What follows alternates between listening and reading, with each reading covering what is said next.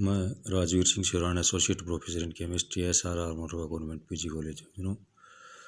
पिछले video lecture के अंदर अपन ने मैकेनिज्म ऑफ ऑर्गेनिक रिएक्शंस वाली यूनिट स्टार्ट कर रखी थी, जिसमें अपन ने इंट्रोडक्शन पढ़ लिया इसका, और कोवलेंट बॉन्ड का विखंडन जो है किस प्रकार से होता है, समास विखंडन है, विषमास विखंडन है, रिएक्टिव इंटरमीडिएट्स क्रियाशील मध्यवर्ती जो 6 प्रकार के बताए थे, carbocation, carbanion, free radical, carbenes, nitrenes और arynes. Today we will discuss the types of reaction, यानी ऑर्गेनिक केमिस्ट्री के अंदर अभिक्रियाएं कितने प्रकार की होती हैं। तो कार्बनिक अभिक्रियाएं मूल रूप से 4 प्रकार की हैं: प्रतिस्थापन अभिक्रियाएं, योगात्मक अभिक्रियाएं, विलोपन अभिक्रियाएं और पुनर्विन्यास अभिक्रियाएं। अब प्रतिस्थापन अभिक्रियाएं भी क्या है? प्रतिस्थापन अभिक्रियाएं किसी भी अभिकारक में से एक परमाणु या समूह का हटना और उसके स्थान पर दूसरे न्यूक्लियोफाइल या इलेक्ट्रोफाइल का उत्पाद के अंदर जुड़ना प्रतिस्थापन अभिक्रिया कहलाता है।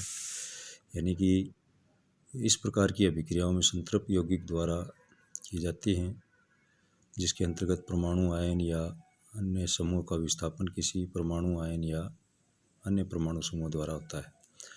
जैसे मेथिल क्लोराइड लिया, KOH के साथ रिएक्शन कराई तो मेथिल एल्कोहल बन गया प्लस KCl, यानी Cl का प्रतिस्थापन जो है OH समूह के द्वारा हो गया। इस उपरोक्त अभिक्रिया से स्पष्ट है कि धन आयन को प्रतिस्थापित करता है तथा ऋण आयन को प्रतिस्थापित करता है। प्रतिस्थापन अभिक्रियाएं भी निम्न प्रकार की हो सकती हैं: मुक्त मूलक प्रतिस्थापन, नाभिक स्नेही प्रतिस्थापन और इलेक्ट्रॉन स्नेही प्रतिस्थापन। नाभिक स्नेही प्रतिस्थापन भी एक क्रिया विधि के आधार पर एकाणुक नाभिक स्नेही प्रतिस्थापन हो सकती है, यानी SN1 हो सकती हैं, और SN2 द्विअणुक नाभिक स्नेही प्रतिस्थापन अभिक्रियाएं हो सकती हैं।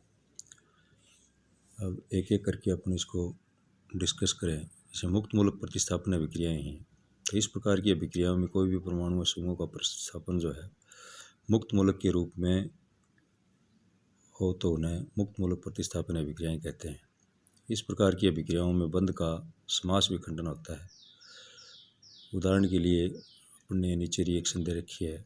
इस रिएक्शन के अंदर हाइड्रोजन परमाणु का प्रतिस्थापन जो है हैलोजन परमाणु के द्वारा होता है, और इस प्रकार की इनकी जो क्रियाविधि होगी वो मुक्त मूलक क्रियाविधि के द्वारा होगी। जैसे मान लो अल्केन लिया, क्लोरीन के साथ रिएक्शन कराई तो अल्किल क्लोराइड बन गया प्लस HCl। तो इसकी क्रियाविधि में ये 3 स्टेप होते हैं। पहली स्टेप का नाम होता है प्रारंभिक पद, यानी पहली स्टेप में क्लोरीन का समास विखंडन होकर के 2 क्लोरीन फ्री रेडिकल बनते हैं। फिर चेन प्रोपगेशन स्टेप, यानी श्रृंखला को संसरण करने वाला पद। इसमें अल्केन का जो मॉलिक्यूल है, अल्केन के अंदर कार्बन हाइड्रोजन के बीच का बंध जो है क्लोरीन फ्री रेडिकल के द्वारा रिएक्ट करवाते हैं, तो इसमें R फ्री रेडिकल बनता है प्लस HCl। अब ये R फ्री रेडिकल जो है क्लोरीन अणु के साथ पुनः क्रिया करता है और RCl एल्किल क्लोराइड बनाता है प्लस क्लोरीन फ्री रेडिकल निकल जाता है। ये क्लोरीन फ्री रेडिकल पुनः इसी स्टेप में चला जाता है। तो इस प्रकार की ये प्रक्रिया जो है प्रोग्रेड रहती है। फिर इसमें चेन टर्मिनेशन स्टेप। तो चेन टर्मिनेशन में जितने भी फ्री रेडिकल हैं वो अपने आणविक स्थिति के अंदर आ जाते हैं। जैसे chlorine dot plus chlorine dot Cl2, R dot plus R dot RR, R dot plus Cl dot, तो मिलकर के RCl। इसी प्रकार से अगर अपन मेथिल क्लोराइड ये टोल्यूल ने और इसकी रिएक्शन क्लोरीन और अल्ट्रावायलेट रेडिएशन में कराएं तो मेथिल बेंजील क्लोराइड जो प्रोडक्ट बनता है। इस प्रकार दूसरी प्रकार की जो रिएक्शन है, इसमें न्यूक्लियोफिलिक सब्स्टिट्यूशन रिएक्शन हो सकती हैं। इसमें जो रिएक्टेंट होता है उसके ऊपर न्यूक्लियोफाइल का योग करवाते हैं, तो R न्यूक्लियोफाइल प्लस अवशिष्ट पदार्थ जो है वो लिविंग ग्रुप वो निकल जाता है। इसमें भी SN1 अभिक्रिया हो सकती है और SN1 का मतलब सब्स्टिट्यूशन न्यूक्लियोफिलिक यूनिमोलिकुलर। तो इसके अंदर जो है टर्शियरी एल्किल हैलाइड्स वो काम में लेते हैं। तो टर्शियरी एल्किल हैलाइड्स में स्लो स्टेप के द्वारा पहले टर्शियरी कार्बोकैटायन बनता है और टर्शियरी कार्बोकैटायन के ऊपर दूसरी स्टेप के अंदर न्यूक्लियोफाइल रिएक्ट करके उत्पाद बनाता है। जैसे टर्शियरी ब्यूटिल ब्रोमाइड लिया अपन ने, न्यूक्लियोफाइल के साथ OH- से रिएक्शन कराएं अपन, तो टर्शियरी ब्यूटिल एल्कोहल जो है प्रोडक्ट बनता है। इसमें SN1 के अंदर यानी सब्स्टिट्यूशन न्यूक्लियोफिलिक यूनिमोलिकुलर, इसके अंदर रासायनिक अभिक्रिया की जो दर है वो केवल अल्किल हैलाइड की सांद्रता पर ही निर्भर करती है, न कि न्यूक्लियोफाइल की सांद्रता के ऊपर, अर्थात ये फर्स्ट ऑर्डर रिएक्शन होती है। तो इसी प्रकार से SN2 रिएक्शन जो है सब्स्टिट्यूशन न्यूक्लियोफिलिक बाईमोलिकुलर, इसमें काइनेटिक एविडेंस क्या है कि अल्किल हैलाइड की इसमें जो रासायनिक अभिक्रिया की तरह है वो अल्किल हैलाइड की कंसंट्रेशन और सब्स्टिट्यूएंट और जो विलायक लेते हैं उन दोनों की प्रकृति पर निर्भर करता है, इसलिए इसको बोलते हैं ऑर्डर ऑफ रिएक्शन जो इसमें 2 आती है। और प्राइमरी अल्किल हैलाइड्स जो हैं वो इसको प्रीफरेंस से प्राथमिकता से देते हैं। इसमें बीच में एक क्रियाविधि के अंदर संक्रमण अवस्था बनती है, जैसे कि इस रिएक्शन में बताया आपने। तो SN2 में दर जो होगी वो अल्किल हैलाइड की सांद्रता और न्यूक्लियोफाइल जो लेते हैं अपन OH आयन, उसकी सांद्रता दोनों पर निर्भर करेगी। दूसरा इलेक्ट्रोफिलिक सब्स्टिट्यूशन रिएक्शन, तो इसमें प्रतिस्थापन जो होगा वो इलेक्ट्रोफाइल के द्वारा होगा। जनरली ये एरोमेटिक कंपाउंड्स जो हैं वो देते हैं, जैसे बेंजीन लिया अपन ने, इसके ऊपर इलेक्ट्रोफाइल का एडिशन कराया तो एरिनियम आयन बनता है। ये एरिनियम आयन अनाद के द्वारा स्थायी हो जाता है। और सामान्यतः ये 3-4 प्रकार की रिएक्शन होती हैं इलेक्ट्रोफिलिक सब्स्टिट्यूशन रिएक्शंस: नाइट्रीकरण, सल्फोनीकरण, हैलोजनीकरण और FCR यानी फ्रीडल-क्राफ्ट रिएक्शन। तो नाइट्रीकरण के अंदर बेंजीन की रिएक्शन HNO3 और H2SO4 से कराते हैं और नाइट्रोबेंजीन प्रोडक्ट बनता है। इसी प्रकार से सल्फोनेशन करेंगे तो ओलियम के साथ रिएक्शन कराएं या सधूम H2SO4 के साथ रिएक्शन कराएं तो बेंजीन सल्फोनिक एसिड बनेगा। हैलोजनीकरण के अंदर बेंजीन की रिएक्शन जो है क्लोरोनियम आयन यानी क्लोरीन या FeCl3 के साथ कराएं तो क्लोरोबेंजीन बनता है। और फ्रीडल-क्राफ्ट रिएक्शन के अंदर बेंजीन की रिएक्शन मेथिल क्लोराइड और एल्यूमिनियम क्लोराइड की उपस्थिति में कराते हैं तो टोल्यूइन बनता है। तो ये इस प्रकार से सब्स्टिट्यूशन रिएक्शंस जो है वो हो गई। दूसरा इसमें योगात्मक अभिक्रियाएं क्या है। योगात्मक अभिक्रियाओं में ऐसी अभिक्रियाएं होंगी जिनमें पाई बॉन्ड टूट करके 2 नए सिग्मा बॉन्ड उत्पाद के अंदर बनाता है। जैसे A डबल बॉन्ड B लिया प्लस XY, तो ये 2 नए सिग्मा बॉन्ड बन गए, A के साथ X जुड़ गया और B के साथ Y जुड़ गया। ये योगात्मक अभिक्रियाएं भी प्रतिस्थापन की तरह ही 3 प्रकार की होती हैं। नाभिक स्नेही योगात्मक हो सकती हैं, इलेक्ट्रॉन स्नेही योगात्मक हो सकती हैं और फ्री रेडिकल एडिशन रिएक्शंस हो सकती हैं। तो न्यूक्लियोफिलिक एडिशन रिएक्शन जो है जनरली कार्बोनिल कंपाउंड्स जो हैं वो देते हैं। इसके ऊपर पहले CO समूह का पोलराइजेशन करके C+ और O- बनता है और C+ के ऊपर न्यूक्लियोफाइल का एडिशन होकर के बीच में मध्यवर्ती बनता है। फिर अंतिम स्टेप के अंदर इलेक्ट्रोफाइल का एडिशन हो जाता है। इसी प्रकार से जैसे एसिटिल्डिहाइड प्लस HCN लिया तो बीच में एक ये इंटरमीडिएट बन गया और उसके बाद जो है साइनोहाइड्रिन प्रोडक्ट जो है वो बनता है। इसी प्रकार से इलेक्ट्रोफिलिक एडिशन रिएक्शंस जो हैं ये जनरली अल्कीन्स और अल्काइंस देते हैं। तो इलेक्ट्रोफिलिक एडिशन में इलेक्ट्रोफाइल जो है वो जुड़ता है पहले और उसके बाद न्यूक्लियोफिलिक भाग जो है वो जुड़ता है, जैसा कि इस रिएक्शन में दिया है अपन ने। तो इसी रिएक्शन के अंदर अल्कीन के ऊपर यदि ब्रोमीन का योग करें तो ब्रोमीनियम आयन बनता है और ब्रोमीनियम आयन यानी चक्रीय कंपाउंड है, इसके ऊपर Br- का एडिशन करा करके 1,2-डाइब्रोमो एथेन जो है प्रोडक्ट बनता है। फिर है मुक्त मूलक योगात्मक अभिक्रियाएं।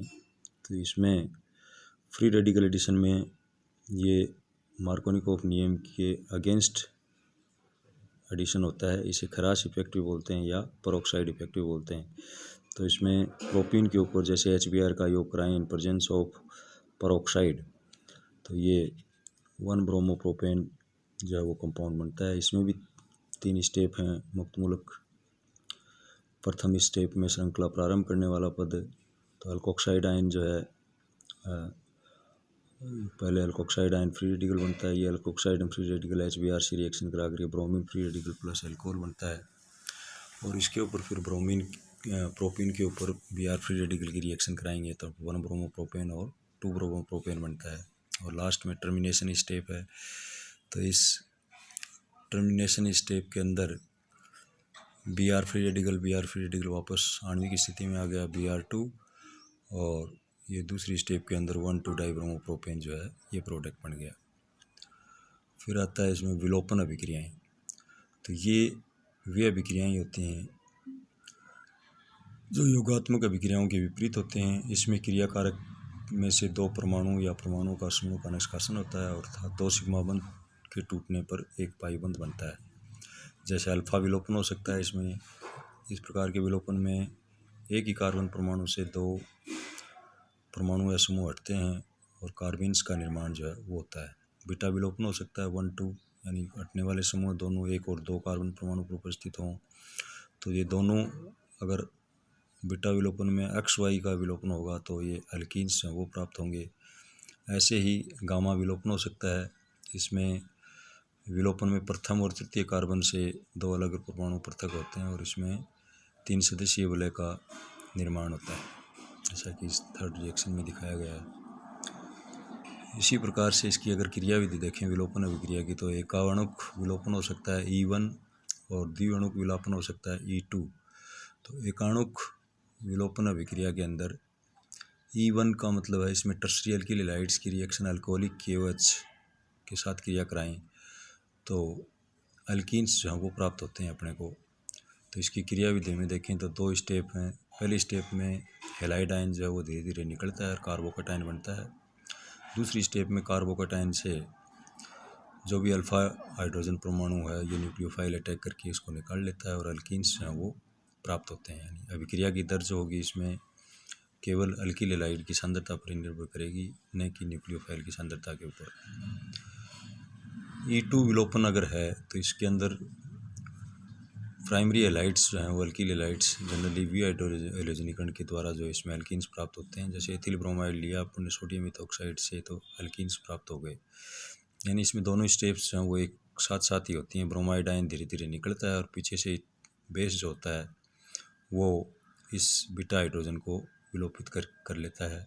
जैसे एथिल ब्रोमाइड है, इसमें पीछे से इथॉक्साइड आयन जो है बीटा हाइड्रोजन को खींचता है, एथेनॉल बनाता है, ब्रोमाइड आयन निकल जाता है तो बीच में पाई बॉन्ड आ जाता है, यानी एथीन्स जो हैं वो प्राप्त होते हैं। फिर चौथी और अंतिम प्रकार की जो रिएक्शन है वो है इसके अंदर रीअरेंजमेंट रिएक्शन, यानी पुनर्विन्यास अभिक्रियाएँ। यानी ऐसी अभिक्रियाएँ जिनमें परमाणु या समूह का योग, विलोपन या प्रतिस्थापन नहीं होता है, बल्कि उस अणु के अंदर किसी परमाणु का स्थान बदलकर ये नया उत्पाद जो है वो बनता है। इस प्रकार की अभिक्रियाएँ पुनर्विन्यास अभिक्रियाएँ कहलाती हैं। जैसे मान लो नॉर्मल ब्यूटेन लिया अपन ने, अगर इसकी रिएक्शन एल्युमिनियम क्लोराइड से करवा दें और गर्म कर दें तो normal butane will convert into isobutane. इसी प्रकार से अगर नाइट्रोबेंजीन लें अपन और इसका इलेक्ट्रोलाइटिक रिडक्शन कराएं तो पहले फेनिल हाइड्रोक्सिलामीन बनता है, फिर ये रीअरेंजमेंट होकर के पैरा अमीनोफिनोल्स जो हैं वो प्राप्त होते हैं। तो कुल मिलाकर के अपन ने आज जो रिएक्शन पढ़ी है उस रिएक्शन के अंदर 4 प्रकार की रिएक्शन पढ़ी है अपन ने। प्रतिस्थापन अभिक्रियाएँ, फिर विलोपन अभिक्रियाएँ, पुनर्विन्यास अभिक्रियाएँ और योगात्मक अभिक्रियाएँ। तो ये चारों प्रकार की रिएक्शन एक प्रकार से पूरी आपके BSc पार्ट फर्स्ट के अंदर लगभग यही रिएक्शन काम में लेते हैं। हर चैप्टर के अंदर यही काम में आएंगी। तो कुल मिलाकर के आज जो है अपन ने ऑर्गेनिक केमिस्ट्री के अंदर कितने प्रकार की रिएक्शंस पॉसिबल हैं उनको अपन ने डिस्कस किया है। तो इनको आप कंठस्थ जो है याद कर लेना इनको, क्योंकि ये चारों ही रिएक्शन जो हैं इम्पोर्टेंट हैं। पूरी ऑर्गेनिक केमिस्ट्री के अंदर लगभग ये चारों रिएक्शन ही काम में आते हैं। जैसे प्रतिस्थापन अभिक्रियाएँ हैं, या एडिशन रिएक्शन है तो एडिशन रिएक्शन जनरली एल्डिहाइड्स और कीटोन देंगे। तो ओवरऑल जो है आप आज का यही वीडियो लेक्चर है। Thank you.